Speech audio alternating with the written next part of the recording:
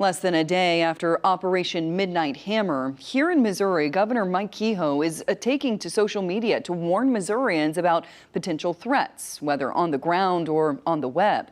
Ozarks First Parker Paget is live in Springfield after speaking to a cybersecurity expert today about what a state-sponsored attack would look like and why he's not worried at this moment about Iran messing with U.S. infrastructure. Parker?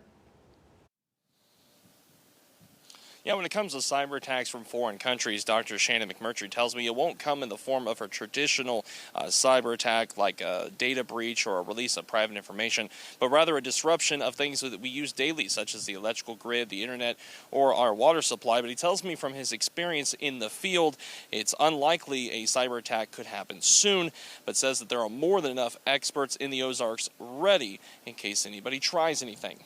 It's not something that they can just wake up and start doing, and that again is why I was indicating that I don't lose a lot of sleep right now, because Iran isn't at that level. Dr. Shannon McMurtry, a cybersecurity professor at Drury University, says it's not time to panic about potential cyber attacks following the bombings in Iran. The good news is we live in a part of the country where the people that are protecting our critical infrastructure are some of the best in the world. Sunday afternoon, Governor Mike Kehoe took to social media, saying after the bombing that there is an increased awareness of potential attacks. It doesn't take a tweet from the governor to put them on alert. They're on alert all the time. I think the thing we have to be careful about is not adding to the anxiety and the fear. McMurtry says a state-sponsored cyber attack isn't your traditional data breach. They don't really care about your credit card number or your bank account even.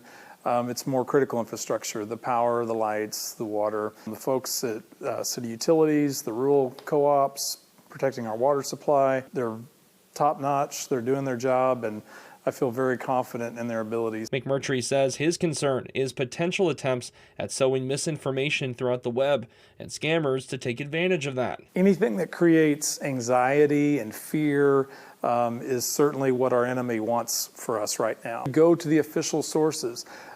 The kind of vigilance we need right now is what hopefully people have all the time.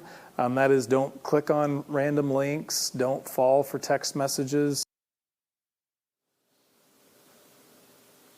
Now, we did reach out to Springfield City Utilities about their efforts regarding potential cyber attacks. They were not able to interview or discuss any specifics, citing strategy when it comes to defending themselves from cyber attacks. But they did give us a statement that says, in part, that their commitment to cybersecurity is unwavering, and while they can't guarantee absolute security, they're dedicated to providing everything they can to protect their systems, their data, and their customers. Reporting live in Springfield, Parker Paget, Ozarks First.